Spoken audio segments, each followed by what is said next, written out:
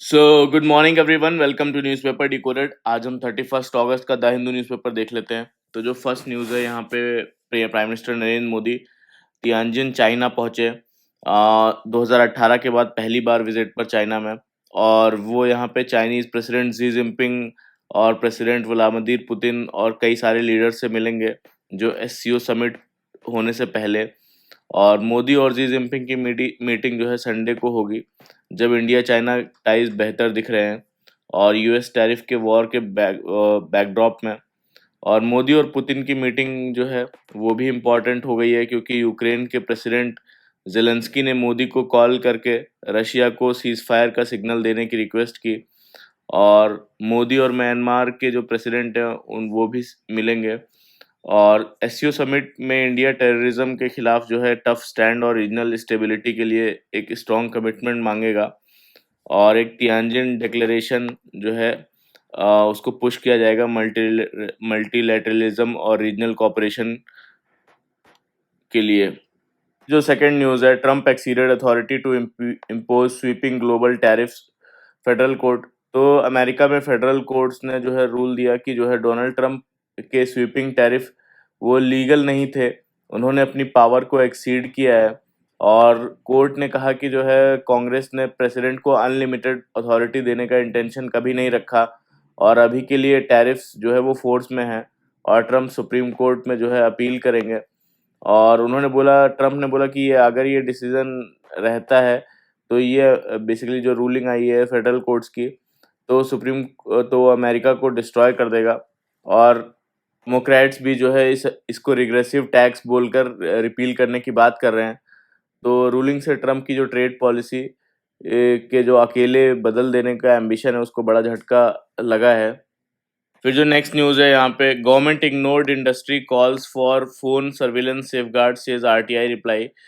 तो इंडिया में जो फ़ोन और इंटरनेट टैपिंग के रूल्स हैं उसके बारे में है ये न्यूज़, कि इंडिया में जो लॉफुल इंटरसेप्शन है फ़ोन और इंटरनेट टैपिंग का, उसमें सीनियर गवर्नमेंट ऑफिशियल्स उसे अप्रूव कर सकते हैं बेसिकली इंटरसेप्शन के लिए, बिना जुडिशियल ओवरसाइट के। तो दिसंबर 2024 में गवर्नमेंट ने नए रूल्स नोटिफाई किए थे, टेलीकॉम इंटरसेप्शन रूल्स 2024, जो नए टेलीकॉम एक्ट 2023 के अंडर बनाए गए थे। और इसमें कई सारी इंडस्ट्री की जो डिमांड्स हैं उनको रिजेक्ट कर दिया गया है, जैसे कि क्लियरली उन्होंने बोला था कि जुरिस्डिक्शन डिफाइन हो, कि एक स्टेट के ऑफिशियल दूसरे स्टेट के नंबर टैप्स कर सकते हैं या नहीं, ये जो है एक्सेप्ट नहीं हुआ। और उन्होंने कहा था कि इंडिपेंडेंट जुडिशियल या पार्लियामेंट्री ओवरसाइट हो, तो वो भी एक्सेप्ट नहीं हुआ। और उनके कई सारे कॉस्ट कवर करने की बात हुई थी, वो भी एक्सेप्ट नहीं हुआ। तो गवर्नमेंट ने कुछ छोटी सजेशंस एक्सेप्ट किए हैं, जैसे कि एयरटेल और वोडाफोन का प्रपोजल है कि उनका जो कम्युनिकेशन है वो सिक्योर कम्युनिकेशन वर्ल्ड रूल में इंक्लूड हो, तो वो किया गया है। इमरजेंसी में बोलते हैं कि कोई इमरजेंसी है तो उसमें कोई जूनियर लेवल का ऑफिसर भी इंटरसेप्ट ऑर्डर इशू कर सकता है, पर उन्हें 2 दिन के अंदर जो है हायर अथॉरिटी से कंफर्म करना होगा। अगर कंफर्म ना हुआ तो रिकॉर्ड्स डिस्ट्रॉय करने होंगे। तो ये सारे रूल्स आए हैं। फिर जो नेक्स्ट न्यूज़ है यहाँ पे, केरला में amend wild life protection law. तो केरला में ह्यूमन वाइल्ड लाइफ जो है कॉन्फ्लिक्ट सीरियस स्टेज पे जो है पहुँच गया है, और जिसमें मार्जिनलाइज सेक्शन सबसे ज़्यादा अफेक्टेड हैं। तो केरला गवर्नमेंट जो है basically world wild life protection act 1972 में अमेंडमेंट लाने की सोच रही है। और उसमें basically chief wild life warden जो है उनको पावर मिलेगी कि वो किसी पर्सन को ऑथराइज कर सकें, अगर कोई एनिमल इंसान पर अटैक कर रहा है तो उस एनिमल को किल करने का जो डिसीजन है, ऑथराइजेशन है, या ट्रैंकुलाइज करने का ऑथराइजेशन है, वो चीफ वाइल्ड लाइफ वार्डन को मिले। क्योंकि ये लॉ जो है बेसिकली सेंट्रल लॉ से रिलेटेड है, तो बिल पास होने के बाद प्रेसिडेंट की एसेंट के लिए भी ज़रूरी होगी। नेक्स्ट न्यूज़ है यहाँ पे, सी प्लेन प्रोजेक्ट के बारे में है। तो सी प्लेन क्या होता है? सी प्लेन बेसिकली एक ऐसा एयरक्राफ्ट होता है जो पानी पर टेक ऑफ करता है और पानी पे ही लैंड करता है, जैसे कि लेक, रिवर या सी पर। और इनके लिए जो रनवे होता है वो भी बेसिकली जो है वाटर बॉडी ही उसको रनवे की तरह काम करता है। अब तक सेंटर ने जो है टोटल 32 सी प्लेन रूट्स को अप्रूव किया है, जिसमें 25 वाटर एयर डोम को कनेक्ट करते हैं। और अब सेंटर ने केरला के 5 सी प्लेन रूट्स का डिटेल्ड प्रोजेक्ट रिपोर्ट मांगा है, जिसमें कि प्रोजेक्ट रिपोर्ट में इदुक्की डैम, मालापुजा डैम, बानसुरा सागर डैम और मत्तुपेटी डैम और बेकल, ये हैं बेसिकली जो प्रपोज्ड रूट्स हैं। ये प्रोजेक्ट उड़ान 5.5 के अंडर आ रहा है। फिर जो नेक्स्ट न्यूज़ है यहाँ पे, lawyers body flags low representation of women जजेस। तो सुप्रीम कोर्ट बार एसोसिएशन ने अपने कहा कि रिसेंट जो अपॉइंटमेंट्स हुई हैं उसमें कोई भी वुमेन जज को एलिवेट नहीं किया गया है और ये डिसअपॉइंटिंग है। तो उन्होंने एक रेजोल्यूशन पास करके जो है बोला कि सुप्रीम कोर्ट और जो हाई कोर्ट है उसमें वुमेन जजेस की रिप्रेजेंटेशन बहुत कम है, और उन्होंने सीजीआई BR गवाई को लेटर लिखकर डिमांड की कि प्रोपोर्शनल रिप्रेजेंटेशन वुमेन जजेस के लिए इंश्योर हो सुप्रीम कोर्ट और हाई कोर्ट में। फिर जो नेक्स्ट है यहाँ पे, स्पीकर ओम बिरला ने बेसिकली सुप्रीम शेड्यूल का SC ST वेलफेयर कमिटीज के नेशनल कॉन्फ्रेंस में बोला कि लोकसभा बेसिकली जो लोकसभा या राज्यसभा में प्लान्ड ऑब्स्ट्रक्शन और डिसरप्शन डेमोक्रेसी के लिए हेल्दी साइन नहीं है, और पार्लियामेंट और स्टेट असेंबलीज में डिस्कशन और जो डायलॉग है वो के लिए होते हैं, और एग्रीमेंट डिसएग्रीमेंट या पॉलिटिक आइडियोलॉजिकल डिफरेंसेस नेचुरल हैं, पर सॉल्यूशंस डिबेट्स और डायलॉग से आना चाहिए, डिसरप्शन से नहीं। यहाँ पे next basically GST demands of states not ruled by BJP legitimate Congress. तो ऑपोजिशन बेसिकली यहाँ पे क्या बोल रहा है कि जो है GST 2.0 के बारे में बोल रहा है। ये क्या है, ये इसमें बेसिकली इनकी डिमांड है कि GST स्लैब्स जो है वो कम किए जाएं और मास कंजम्पशन आइटम्स पर रेट्स को रिड्यूस किया जाए, और इन कट्स का बेनिफिट कंज्यूमर तक पहुंचे। और स्टेट्स को क्या ये भी डिमांड है कि उनसे अगर इस की सब किया जाएगा तो उससे उनको बेसिकली रेवेन्यू लॉस होगा, तो उसके लिए उनको 5 साल तक कंपनसेशन भी मिले इसके लिए। और जो लग्जरी और सिन गुड्स पे 40% जो टैक्स लगेगा उसके ऊपर एक्स्ट्रा लेवी या सेस लेवी लगाया जाए और वो पूरे तरीके से स्टेट को ट्रांसफ़र हो, डिमांड है। फिर जो नेक्स्ट न्यूज़ है यहाँ पे, awkward meets many firsts at SCO events. तो पीएम मोदी का 7 साल बाद चाइना ट्रिप हुआ तियानजिन में SCO समिट के लिए, और ये उनका पहला बायलैटरल मीट है जी जिनपिंग के साथ, चाइना के प्रेसिडेंट के साथ गलवान क्लैश के बाद, और पहली मुलाकात व्लादिमीर पुतिन के साथ भी, जब US ने 50% टैरिफ इंडिया पर लगाए हैं रशिया से ऑयल लेने पर। और समिट में मोदी जी का जो भी फेस ऑफ PM शहनवाज शरीफ से भी होगा, जो पाकिस्तान के हैं प्राइम मिनिस्टर, और पहलगाम टेरर अटैक के बाद पहली बार। और India strongly cross border terrorism का इशू उठाएगा। चाइना के साथ रिलेशंस में थोड़ा नॉर्मलाइजेशन हुआ है, डिसंगेजमेंट हुआ है लाइन ऑफ एक्चुअल कंट्रोल पर, फ्लाइट रीस्टार्ट हुई हैं, वीज़ाज और कैलाश मानसरोवर यात्रा रिज्यूम हुई, लेकिन अभी दोनों तरफ से 50,000 ट्रूप्स हैं। और जी जिनपिंग मोदी टॉक्स में फोकस रहेगा बेसिकली मिनरल्स और FDI रेस्ट्रिक्शंस पर जो चाइना ने लगा रखी हैं, और पुतिन के साथ डिस्कशन होंगे US के एक्शंस और यूक्रेन पीस पर। और दिसंबर में जो पुतिन का विजिट होने वाला है दिल्ली में, उसको भी कंफर्म करने की बात होगी। CO जॉइंट स्टेटमेंट में गाजा वॉर पर भी जो है काफ़ी स्ट्रॉन्ग लैंग्वेज एक्सपेक्टेड है, जो इंडिया को भी साइन करना पड़ेगा इस चीज़ के लिए। जो नेक्स्ट न्यूज़ है यहाँ पे, WHO India to draft global benchmarks for yoga practice. तो WHO और इंडिया जो है मिलकर योगा ट्रेनिंग और को स्टैंडर्डाइज करने पर काम कर रहे हैं। एम होगा कि योगा को एक प्रिवेंटिव, प्रमोटिव और रिहेबिलिटेटिव टूल के रूप में यूज़ किया जा सके, और इस प्रोसेस के थ्रू ग्लोबल गाइडलाइंस और बेंचमार्क्स बनेंगे ताकि प्रोफेशनल कॉम्पिटेंसी, क्वालिटी और डाइवर्स योगा ट्रेडिशन एक ही स्टैंडर्ड के अंदर आ सकें, कि जो योगा का मिसयूज़ और मिस इंटरप्रिटेशन है वो ख़त्म हो सके। कई सारे जर्नल्स में योगा की स्टडीज़ पब्लिश हो रही हैं ताकि योगा को ग्लोबल रिकॉग्निशन मिले। फिर यहाँ पे नेक्स्ट न्यूज़ में बेसिकली प्राइम मिनिस्टर, जापान के जो प्राइम मिनिस्टर हैं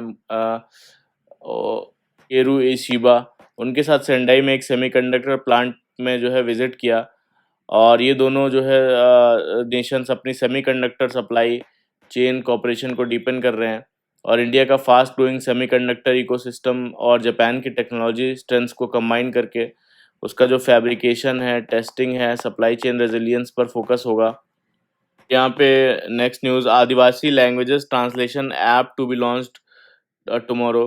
तो ट्रांसलेशन ऐप है क्या, इसका नाम क्या है, बेसिकली आदिवाणी ऐप नाम है, आदिवाणी।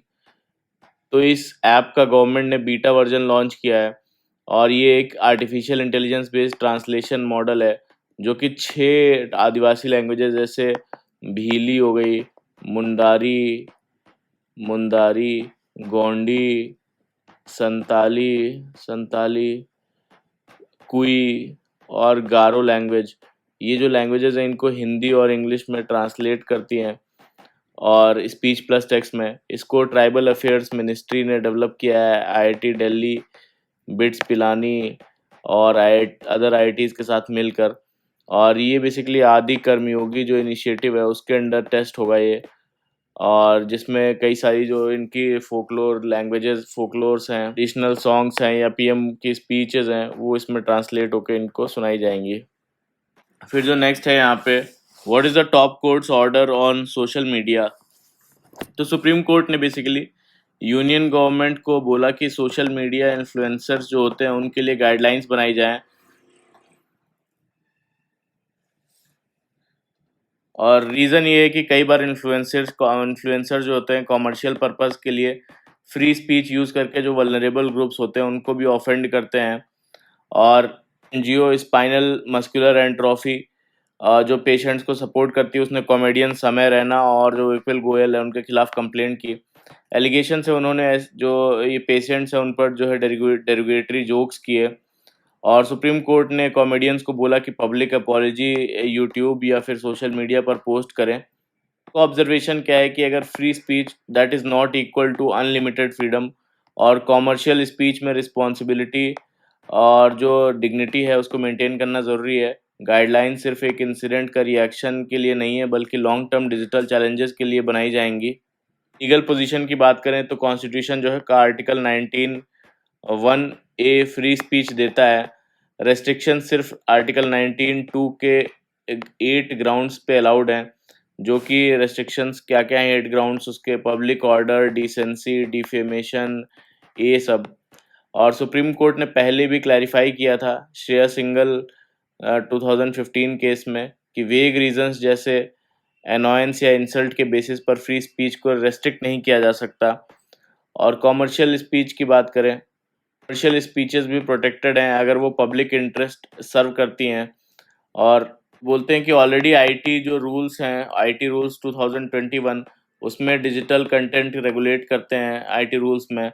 और सोशल मीडिया इन्फ्लुएंसर्स जो होते हैं वो भी क्रिमिनल लॉ से इम्यून नहीं है। एक्स्ट्रा रेगुलेशन केयरफुली ड्राफ्ट करना होगा ताकि फंडामेंटल राइट्स वो भी वायलेट ना हो। और एक्सपर्ट्स बोलते हैं कि सुप्रीम कोर्ट का अप्रोच फ्री स्पीच केसेस में कभी कभी इनकंसिस्टेंट होता है, पॉलीवोकल होता है, जज टू जज भी डिफर डिपेंड करता है। तो नेक्स्ट आर्टिकल है यहाँ पे, how did Kerala pull off digital literacy fiat.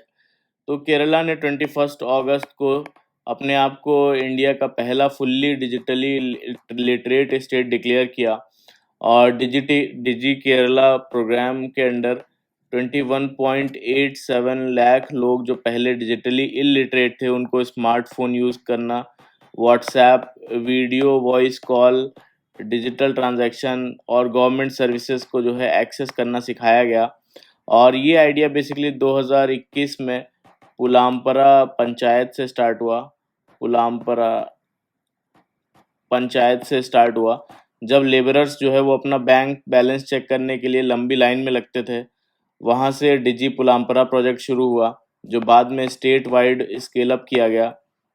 ये ट्रेनिंग बेसिकली जो एनएसएस के स्टूडेंट्स हैं, कुदामश्री वॉलेंटियर्स हैं और एससी एसटी प्रमोटर्स ने दी है, और ज़्यादातर ट्रेनीज ने क्लियर कर दिया इसको।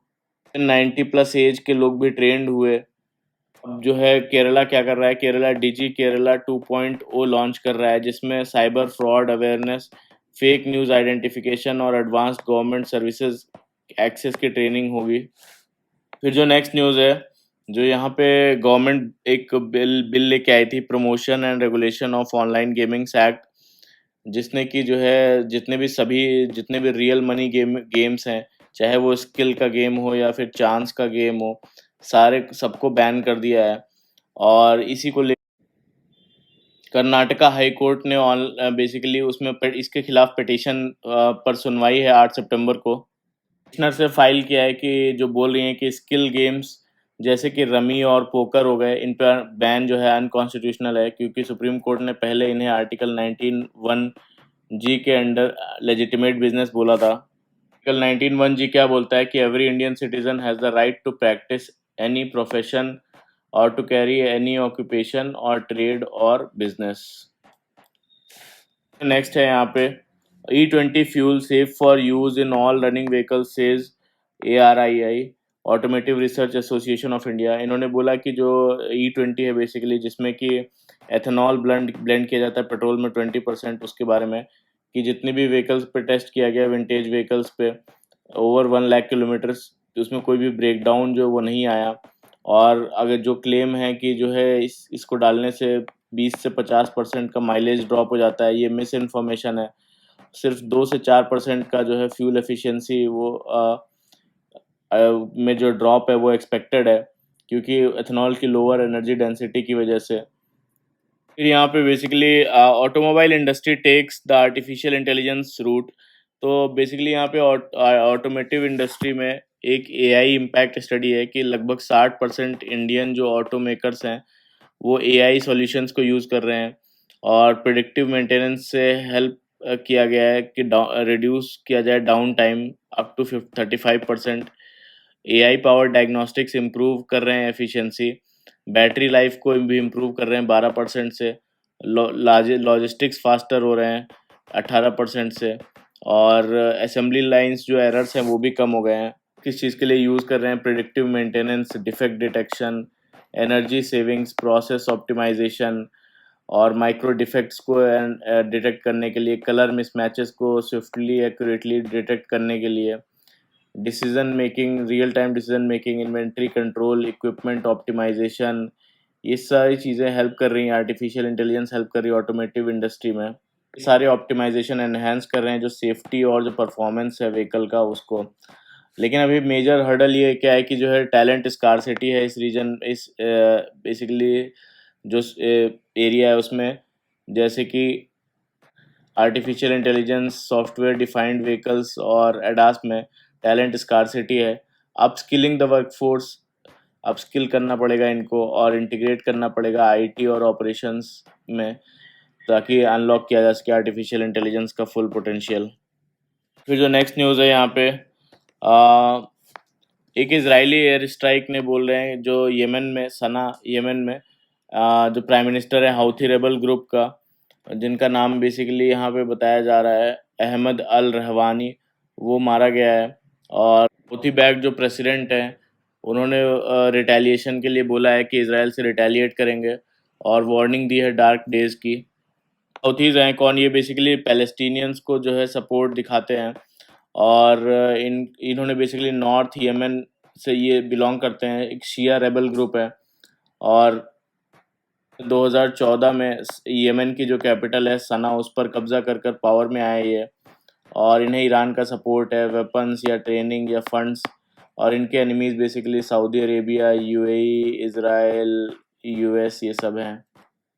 नेक्स्ट न्यूज़ है यहाँ पे Nepal objects to India China trade through Lipulekh pass. तो नेपाल के जो PM है KP शर्मा ओली, उन्होंने तियानजिन में चाइनीज़ प्रेसिडेंट जी जिनपिंग से SCO समिट से पहले मुलाकात की। तो नेपाल के जो PM है उन्होंने इंडिया चाइना के बीच जो बॉर्डर ट्रेड रीस्टार्ट होने वाला है लेपू लेक जो पास है उस वहाँ से, उसको लेकर स्ट्रॉन्ग ऑब्जेक्शन दिया, क्योंकि नेपाल कहता है कि ये उसका सोवरेन टेरिटरी है। और नेपाल ने 1816 में ट्रीटी ऑफ सुगौली का रेफरेंस दिया, जहाँ पे जिसमें मक्खाली जो रिवर है उसका ईस्ट का एरिया नेपाल का बताया गया है। और बेसिकली वहाँ के PM ने चाइना से नेपाल की SCO मेंबरशिप बिड सपोर्ट करने की भी रिक्वेस्ट की। तो ये था पूरा आज का हमारा द हिंदू का न्यूज़ डिस्कशन। तो अच्छा लगा हो तो प्लीज़ लाइक करिएगा, कमेंट करिएगा और सब्सक्राइब भी कर लीजिएगा। Thank you very much for the discussion.